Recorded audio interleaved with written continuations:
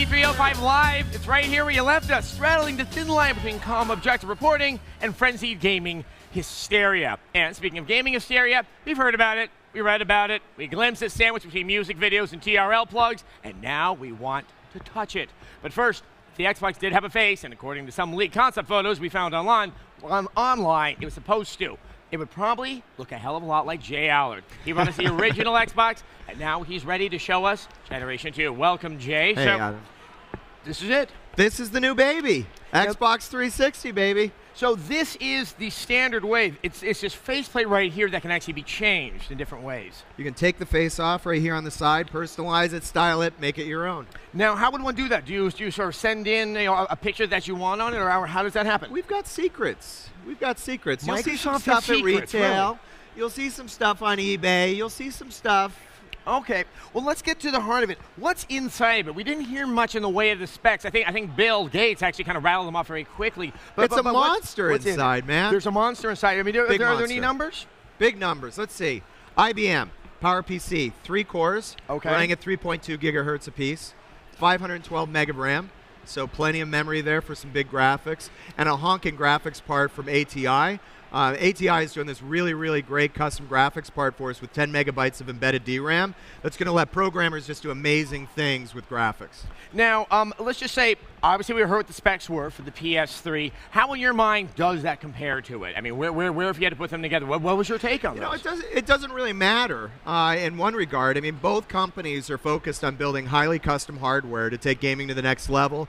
We're rounding it out, though. We're going further than the hardware. We're adding software and services. You know, we're the only guys with live, and we're giving the game developers the tools to unlock the power of that hardware. So I think we're going to be in pretty good shape this holiday. Okay, so let's just say that obviously it's the games that are going to be selling the system. That's what matters. Now, there has been some stuff swirling around. There was some reactions to Perfect Dark Zero back on the MTV special, and Perfect Dark isn't on the floor. What can you explain with that? Is there something wrong with the game? Well, you know, here's the thing, and you guys know this all too well in G4. It's impossible to show a great interactive experience without the interactivity. And I played PDZ. Perfect Dark Zero is an amazing game. And so it kind of got its day in the sun with MTV, and now we're turning our attention to a couple other games this week at E3. Okay, but there really wasn't that much Perfect Dark Zero footage that was on the show. It's not about the footage. I mean, the MTV guys wanted to show the competition, the fun with it, but the intensity of PDZ, the gameplay balance is really, really good. And, you know, a lot of people say, well, is there something wrong with the game?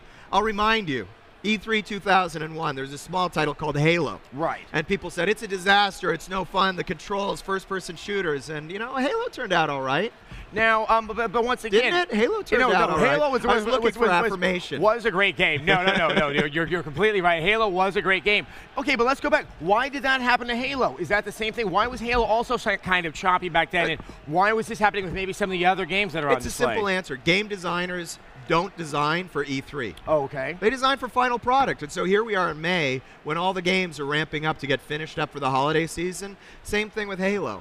Halo is jamming for a final street date, and we showed what we could in May, and that's where we are. We're showing everything that we can in May, get gamers pumped up, but we're letting the game development teams really focus on what matters, which is that end game and delivering awesome experiences this holiday. Now, what can you say, because I have seen a few things. Obviously, I've seen Gears of War, which is quite impressive, and there's other stuff there. There is Full Auto and there's Condemned, which have really struck me.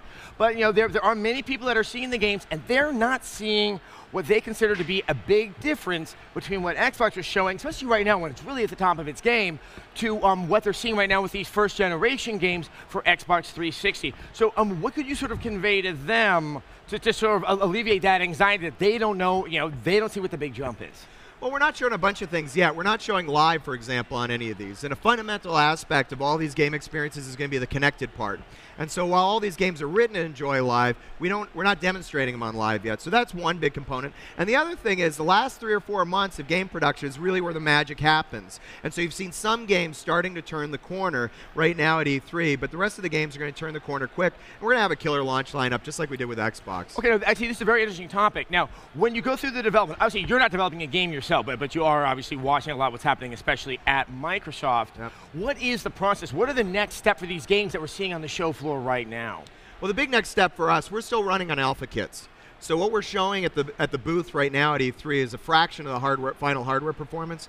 So the next step is to get it all running on real hardware, which is called beta kits. And from there, they just tune, make the games look great, and get them ready for the holiday season, get the gameplay balance right. So should they be having the beta kit soon? So, obviously, we're looking around Thanksgiving. All right, just around the corner. All right, let's go back to this. Let's hold up the controller here. And if you can walk us through, is there anything sort of different in the functionality of it? Well, the biggest difference is that it's wireless. No cord. So we designed the Xbox 360 controller wireless out of the gate. Let's hold this up there. There we go. Oh, there it is. There it is. Take that shot. Ah, look, it's my hand and your hand together. That way. Okay, so obviously it is wireless. Now we have the 2 triggers up here. Is there anything else that's that the gamers go like, okay, hold on, that's different? Well, we move black and white up here and create 2 triggers on the shoulder. Great for racing games, great for shooting games. The other thing we did was we added the Xbox 360 button. You push this button and you can find your friends no matter where they are. You can play your own custom soundtrack in any game this time around. And you can also do a whole bunch of new things that we're just starting to show the surface of this week at E3. But this is kind of a gateway into the software experience on Xbox Live. The other thing it'll do is it'll light up and tell you which gamer you are. Right. So if you're player 2, this corner will light up.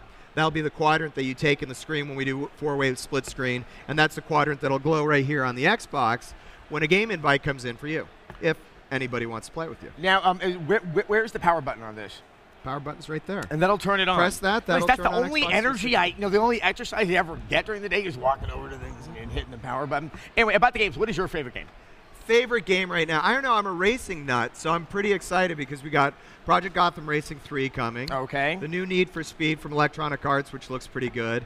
And then there's this other game called Full Auto, which I have very high hopes for. Now, very high expectations. Obviously, we were showing that earlier. That is one amazing looking game. It scares me. Yeah. Well, Cliffy scares me. The game scares me a little bit more even. It's a heck of a game. Those guys have been doing unbelievable work. And I think that the graphics is what's going to grab everybody's attention initially, and it's a different look to the game, and it's a great step forward from where they've been with Unreal historically. I think the environments are just stunning.